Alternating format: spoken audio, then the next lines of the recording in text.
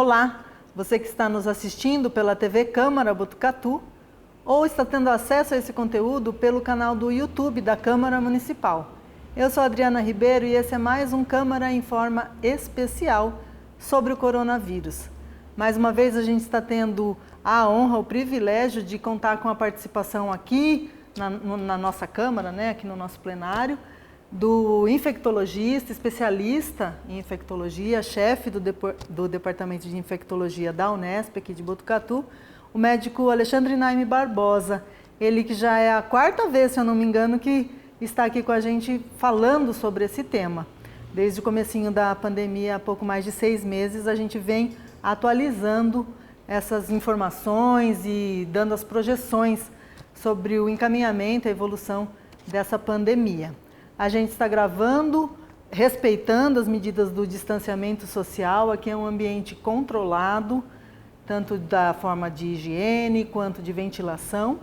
E também a gente está mantendo a distância recomendada pelos órgãos de saúde, que é de pelo menos 1,5 m. Eu acho que a gente tem uns 2 metros aqui entre nós, doutor. Já nos cumprimentamos pelo cotovelo lá fora. Muito obrigada, doutor, por mais uma vez estar conosco aqui para levar informação com confiabilidade, com credibilidade às pessoas que acompanham a TV Câmara. É um prazer, Adriana, estar aqui na TV Câmara de Botucatu.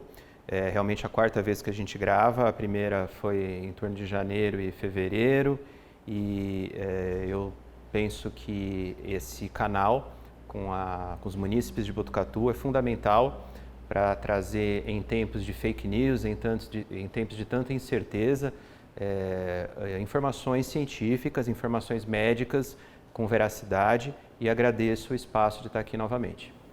Doutor, vamos começar assim fazendo um breve retrospecto sobre essa pandemia. Acho que não tem ser humano, em qualquer lugar do planeta que ainda não tenha ouvido falar de coronavírus ou de Covid. O senhor consegue fazer rapidinho assim, um resumo de como começou e até a gente chegar aqui aos dias atuais? A gente não precisa se ater em números, porque até o final da nossa conversa aqui eles já vão ter mudado, Com certeza é muito dinâmico. Hoje é 23 de setembro, Eu acho que é sempre bom pontuar para que as pessoas tenham a noção exatamente do que a gente está dizendo neste dia de hoje, já que evolui muito rápido, Eu vou fazer um resumo da pandemia, desde que ela começou até os dias de hoje, partindo, quando tudo começou na China, no finalzinho de dezembro de 2019, quando casos de uma síndrome respiratória aguda grave, que é um conjunto de sinais e sintomas de uma infecção respiratória, começou na cidade de Wuhan, uma província que fica no centro da China, e esse surto de síndrome respiratória aguda grave, reportado em 31 de dezembro de 2019, logo na primeira semana de 2020, foi encontrado um agente causal novo, um vírus que não era conhecido da ciência, que foi denominado, o nome do vírus é SARS-CoV-2, vírus da síndrome respiratória aguda grave 2, porque já tinha tido um da mesma família, que é coronavírus, lá em 2002. Então, a doença foi chamada Covid-19, porque é Coronavirus Disease, do inglês, Covid-19 do ano 19, E esse vírus se espalhou por todo o centro da China durante janeiro, provavelmente, e devido às migrações, principalmente às viagens internacionais, os primeiros países afetados fora da China foram principalmente países do Sudeste Asiático, Taiwan, todo o sul da Península Asiática e alguns países da Europa, principalmente Itália, França, Espanha, Alemanha. E de lá, o vírus, infelizmente, acabou chegando no Brasil, como a gente já esperava. Demorou um pouco para a Organização Mundial de Saúde declarar a pandemia, isso aconteceu em março, que foi quando o vírus também já tinha chegado, os primeiros casos aqui no Brasil, reportados, na verdade, no finalzinho de fevereiro, o primeiro caso, mas provavelmente tenha chegado antes. A doença se espalhou no Brasil de forma muito importante. O Brasil é o segundo país, infelizmente, tanto no número de casos quanto no número de óbitos, só superado pelos Estados Unidos. Atualmente, agora em 23 de setembro, nós estamos próximos dos 4,5 milhões de casos, rumando para os 5 milhões de casos de Covid-19. Lembrando que esse número ele é muito, mas muito aquém do que a gente estima. porque a cada caso notificado, infelizmente, não é identificado cerca de 3 a 5 vezes. Então, o número gira em 3 a 5 vezes mais do que esses quase 5 milhões de casos, por conta da Covid-19, em cerca de 30% dos casos serem completamente assintomáticos, aí você realmente não consegue fazer o diagnóstico, mas também, infelizmente, pela falta de uma boa estratégia de testagem com a melhor ferramenta, que é o RT-PCR COVID, que é o exame do suave, o exame do cotonete. E o número de óbitos, nós estamos chegando muito perto dos 140 mil óbitos, chegando nos 150 mil óbitos no Brasil, infelizmente agora nesse mês de setembro, né? E nós não sabemos quando isso vai, na verdade, parar. Estamos vivendo uma tendência de queda, principalmente agora nas últimas semanas de agosto, começo de setembro, tanto o número de casos quanto o número de óbitos, principalmente aqui no estado de São Paulo, onde a gente concentra grande parte da população brasileira, mas percebemos também que essa tendência de queda, a velocidade de desaceleração caiu por conta dos feriados, principalmente o feriado de 7 de setembro, onde as pessoas, infelizmente, confundiram a flexibilização com banalização. Então, esse é o cenário atual, né? Não sabemos o que vai acontecer no futuro, esperamos que a flexibilização consiga mitigar e diminuir a velocidade de transmissão e esse número ir caindo o mais rápido possível e que, esperando também ansiosamente que as diversas estratégias que estão sendo testadas para a vacina contra a Covid-19 cheguem com dados seguros de eficácia e também em relação aos efeitos colaterais, para que finalmente a gente possa ficar livre da circulação do vírus, situação que a gente imagina que não esteja completamente resolvida até, pelo menos numa previsão otimista, meados de 2021 e numa visão pessimista, meados de 2022. Doutor do céu, hein? Eu estava pensando no passado, o senhor já está pensando lá no futuro. Vamos devagar, só um pouquinho. O senhor falou muitas coisas aí que eu acho que a gente tem que retomar um pouco, porque quando o senhor disse, né, essa questão da flexibilização, da racionalização, nesse momento que a gente está vivendo, né, a gente escuta muito, o senhor deve, não sei se o senhor escuta, porque às vezes o médico é mais respeitado, mas muita gente falando, né, isso aí já passou, não, isso aí está sob controle, aí você continua usando máscara, você continua não se reunindo com as pessoas, você esquece, ou outras pessoas, né. Por exemplo, eu sou uma pessoa super certinha e as pessoas falam para mim, cara, você tá louca, só você tá na sua casa, o mundo inteiro tá na rua. E às vezes eu saio para a rua e realmente eu tenho essa sensação que só eu tô respeitando o que foi determinado pelas autoridades de saúde, né, que é preservar o distanciamento social, o isolamento não é possível, né, porque a gente está retomando as atividades, mas o distanciamento, quanto possível.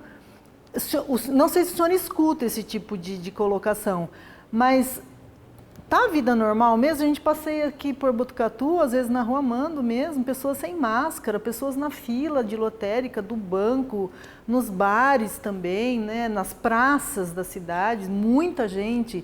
Ninguém está aguentando mais ficar em casa? Como é que faz?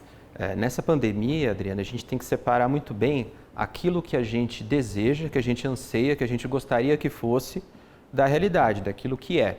Ninguém gostaria, ninguém sonharia em ter uma situação como essa, em que a grande parte das nossas atividades coletivas, das nossas ações no dia a dia são proibitivas por conta da circulação do vírus.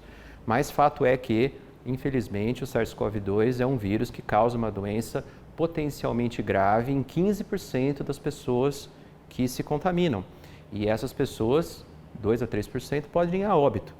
E não podemos, então, relativizar ou banalizar o fato de que a gente perdeu, pelo menos até agora, até o final de setembro, cerca de 150 mil brasileiros. E o vírus continua circulando, apesar de ter caído um pouco a velocidade de transmissão. O isolamento social, que é a melhor forma de evitar a transmissão do vírus, ele não consegue, até por uma questão de paciência das pessoas, ser eterno. E tem as questões econômicas, as questões sociais, questões até mesmo de saúde mental. Então, as regras de flexibilização, que a gente chama de regras de ouro, elas são necessárias para diminuir a chance de transmissão. Então, se eu sigo 4 regras simples, primeira delas, use constante da máscara quando eu estiver fora do meu convívio domiciliar ou do meu convívio familiar. Aqui, por exemplo, nós estamos sem máscara, mas estamos distanciados numa medida de 2 metros. Caso eu tenha o vírus, eu vou soltar uma gotícula e não vai ter como cair no rosto da Adriana, porque essa distância, então, é superior a que a gotícula consegue percorrer numa atividade comum como a fala. Então, esse é o racional do uso da máscara e do distanciamento social, que são as 2 primeiras regras. A terceira é higiene sempre das mãos. Por quê? Porque por mais que eu evite a transmissão respiratória usando máscara e fazendo distanciamento social, ao falar eu emito gotículas que podem cair numa superfície, por exemplo, como uma mesa, como essa, e o vírus fica viável por até 4 dias, dependendo se o material é poroso ou não. Tem, obviamente, diferenças de perpetuação do vírus em diferentes materiais. Mas se eu higienizo as mãos, mesmo que eu tenha contato com o vírus e não levar a mão no olho, no nariz ou na boca, ele está morto, o vírus está estéril, está inativado. Então, fazendo essas 3 regras iniciais e mais uma que é super importante, que é a 4ª regra, se eu tiver qualquer sinal sugestivo, sintoma de síndrome gripal ou de resfriado, eu não saio de casa, que é uma coisa cultural importante que a gente tem que aprender a fazer para não contaminar as pessoas. Se eu seguir essas 4 regras, o risco de transmissão cai muito. Isso é o que prevê a flexibilização, para que a gente possa retomar atividades como, por exemplo, ir ao banco, trabalhar, atividades até mesmo como ir a restaurantes, como o mínimo de lazer possível com segurança. Agora, não seguir as regras e banalizar a pandemia, como a gente viu infelizmente em imagens do feriado de 7 de setembro, com praias lotadas, parques lotados, ninguém usando máscaras, sem distanciamento, infelizmente não dar valor a todo o esforço que grande parte da sociedade teve no isolamento social e que, aliás, muitos continuam porque se sentem em situação de vulnerabilidade e é uma atitude egoísta e pouco empática em relação à sociedade como um todo. Infelizmente, não existe mágica, não existe como eliminar a transmissão do vírus do dia para a noite. É preciso que a ciência dê os seus passos na velocidade adequada, que a pesquisa de vacina tenha todos os seus ritos para que a gente tenha um produto com eficácia e com segurança, e até que isso aconteça, nós temos que nos adaptar. Charles Darwin já dizia que aquele organismo, aquele ser que mais prospera é aquele que se adapta. Então nós temos que se adaptar a esse novo normal até que chegue uma estratégia preventiva, e o que parece que vai chegar primeiro são as vacinas, né, do que um tratamento realmente eficaz. Doutor, o senhor falou da questão do distanciamento da aglomeração e também do respeito aos que ainda permanecem, né, nessa conduta mais restritiva de rotina de vida, vamos assim dizer, né? Na Covid-19 não tem essa de minha vida, minhas regras, né? Porque as suas regras podem prejudicar outras pessoas. Isso tem sido falado desde o início, né? Dos grupos de vulnerabilidade, os idosos, quem tem comorbidades.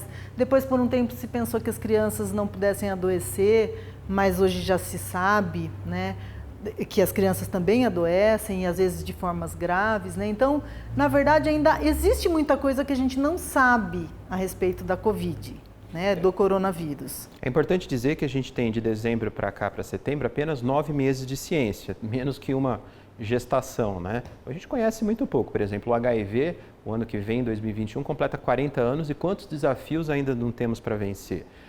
Não temos uma vacina para HIV, por exemplo.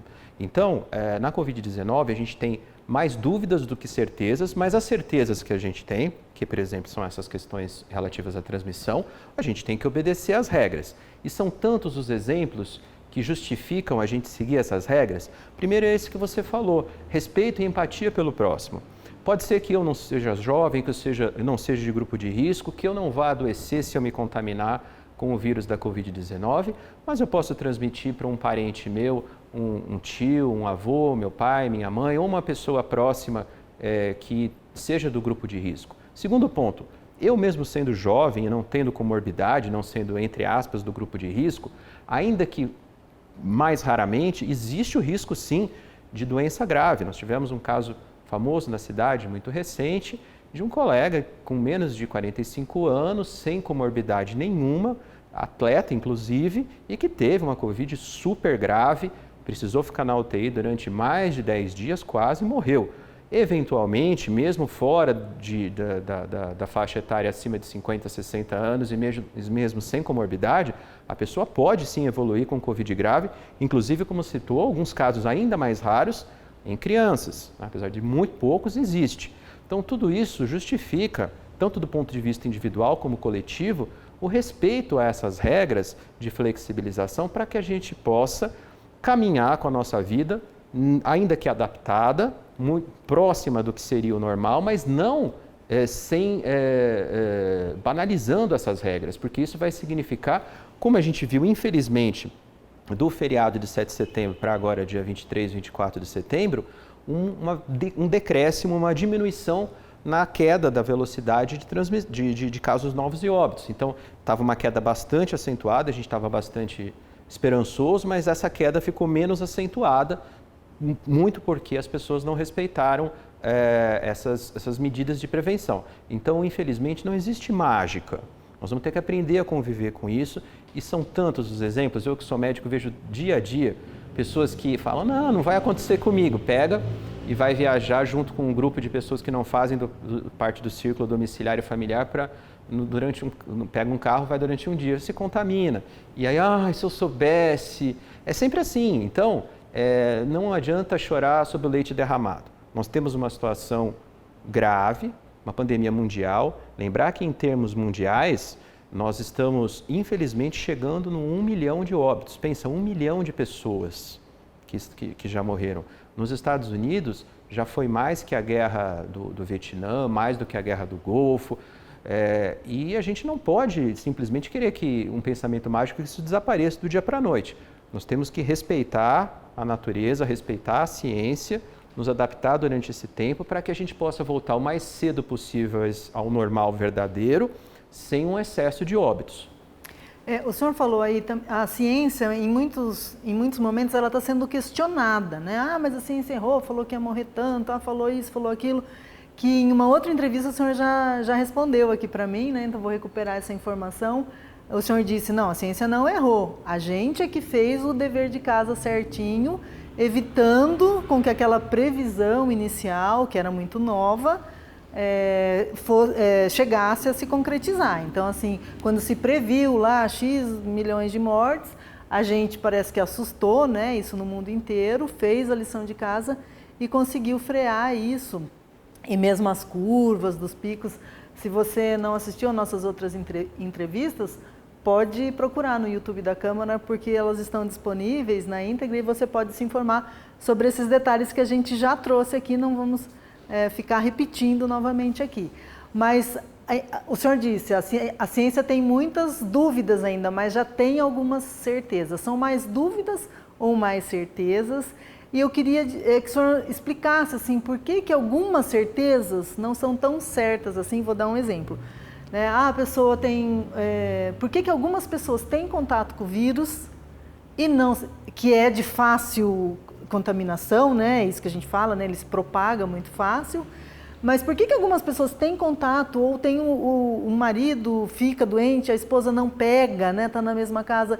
Essa é uma certeza que não é tão certeza. Assim, como é que a ciência trabalha com isso? Porque também as pessoas ficam nessa dúvida, né? Mas fala isso lá no jornal. O doutor Alexandre foi lá na TV Câmara, falou que o risco de pegar é muito fácil e eu bobeei lá, não lavei a mão.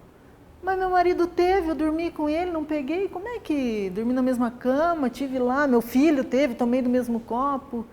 Então vamos dividir essa resposta dessa pergunta em duas partes. Primeiro, o que eu já falei em outras entrevistas, deve se lembrar, que nós devemos evitar a futurologia. Fazer exercícios de quantas pessoas vão morrer, quantas vão se contaminar, eu sempre evito isso porque a gente não tem bola de cristal. Depende do nosso comportamento, como você falou. O que muitos cientistas falaram no começo, e por um lado e para o outro, foi dentro da margem que existe de possibilidade de óbito. A possibilidade de óbito da Covid-19 não mudou. é entre 2% a 3% das pessoas infectadas. Mas é lógico, se eu diminuo o número de pessoas infectadas, eu vou ter um menor número de óbitos. Por isso, em alguns lugares, por exemplo, Botucatu é um deles, quer seja pela questão de um bom, não ótimo, mas de um bom isolamento social nos primeiros meses e principalmente devido à união que se fez em relação a uma boa testagem desde o começo, desde março, né? A Prefeitura de Botucatu, junto com a Faculdade de Medicina da Unesp, o Hospital das Clínicas, o Laboratório de Biologia Molecular, nós da Infectologia, o pessoal da Clínica Médica, todo mundo se uniu e fez uma boa testagem com o RT-PCR em todos os pacientes sintomáticos. Tem o telefone, né, o 3811 1519, o Disque Covid, você liga, isso não existe, ou é um pouco de bairrismo meu, né? Mas isso é muito raro em outras cidades fora de Botucatu. E é fantástico, porque você descobre a pessoa infectada, isola ela e evita que ela transmita. Isso também é muito eficaz. Por isso, ainda bem que nós não chegamos perto de um número desastroso, como outras cidades muito próximas aqui a Botucatu tiveram em relação a óbito, né? Nós estamos caminhando aí entre 40 a 50 óbitos em Botucatu, muito longe das piores previsões, mas muito longe também de outras cidades do mesmo porte próximas daqui que, como você falou, não fizeram a lição de casa, tanto a população fazendo isolamento, quanto o poder público e a estrutura de saúde fazendo a testagem e o acolhimento desses pacientes. Então essa é a primeira parte da resposta. Segunda parte, toda doença infecciosa depende não só do patógeno, não só do vírus, da bactéria, do parasita, do fungo, depende também da resposta imunológica, depende do meu sistema de defesa. Então pode ser que eu tenha contato com uma pessoa doente e não me infecte, acontece até com HIV.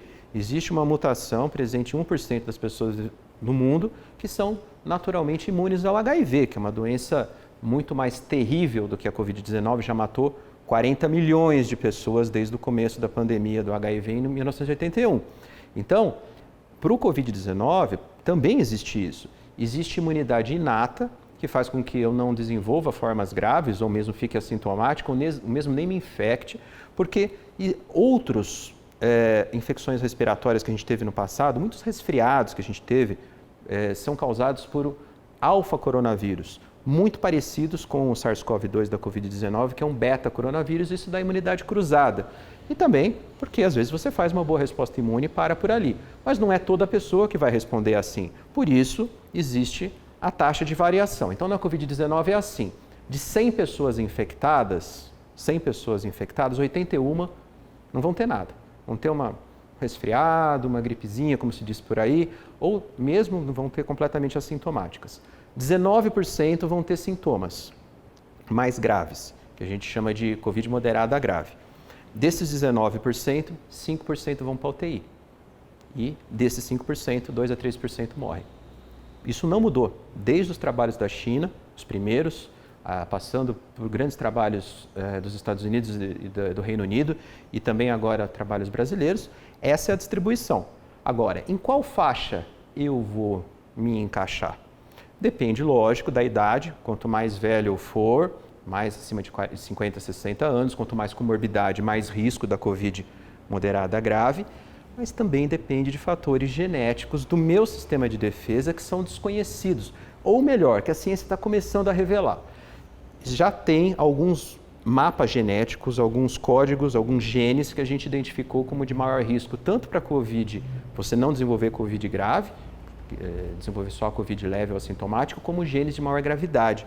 Por exemplo, genes que codificam um receptor da célula para o vírus da Covid-19, que é o receptor da enzima conversora de angiotensina 2. Tem gente que fabrica muito desse tipo de receptor, então o vírus tem alta afinidade, fica muito fácil de entrar na célula. Isso é mediado por resposta genética imune. Então, não há como a gente descobrir ainda quem tem mais susceptibilidade, mesmo fora das comorbidades ou da alta idade. Mas conforme eu vou ficando mais velho e sou obeso, diabético, hipertenso, tabagista, esses receptores estão em maior número. Essa é uma das explicações. Mas, então é por isso que algumas pessoas, mesmo convivendo, mesmo dormindo ao lado de alguém que teve Covid-19, não tem sintoma nenhum. Ou ela não foi infectada porque o sistema de defesa não permitiu a infecção, ou ela teve a infecção com sintomas muito leves ou mesmo com ausência de sintomas. E aí, essa pessoa e aquela que foi infectada também, elas ficam imunes? O que a ciência já sabe sobre a imunidade adquirida ou inata que a senhora acabou de falar? Na verdade, agora o que você falou foi a imunidade adquirida, né? Após o contato, quanto tempo eu estou protegido? Essa é uma pergunta para a qual a ciência não tem resposta, porque existe apenas 9 meses de conhecimento. Aparentemente, não é só a imunidade humoral, ou seja, aquela que produz anticorpos, que combate o vírus. Porque depois de 3 meses, 3 a 4 meses, grande parte das pessoas que tiveram Covid perdem os anticorpos. Mas aparentemente não se infectam de novo.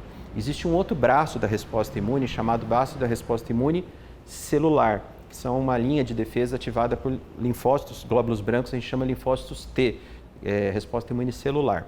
E isso parece ser bastante importante, talvez até mais do que a resposta imune mediada por anticorpos.